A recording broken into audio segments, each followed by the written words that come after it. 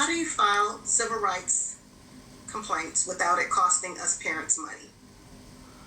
Um, so we have a product in our, if you go to Special Education Academy, we did, I think it's a 5.5 hour training, civil rights training that you could acquire there that is about as robust as they come because myself and my partners, we all are very trained and very skilled at Office of Civil Rights Complaints.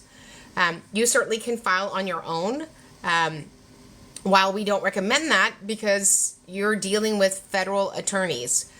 When you're in due process, you're dealing with state attorneys, and they speak a language that you may not be accustomed to. And it's kind of my experience and my partner's experience that when parents go those alone, that they have a tendency to talk about their emotions around the experience at the IEP table.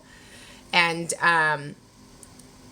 that may not address what the legal problems are, right? So when you file a state complaint or due process complaint, there really is only about 6 things legally that you can file on. The description of what happened is endless, right? And so parents have a tendency to file on the emotions they felt, which may not be illegal. So as I heard a hearing officer say one time, there's a lot of things that are wrong, but they're not illegal.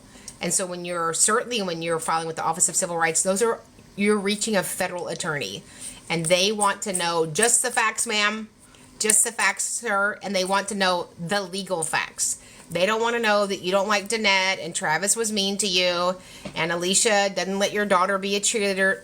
None of that has anything to do with a violation for your civil rights or your state rights or your federal rights. And so, but I understand that it can be, an investment for an advocate. But I think if you get the right advocate, it certainly bears out that investment.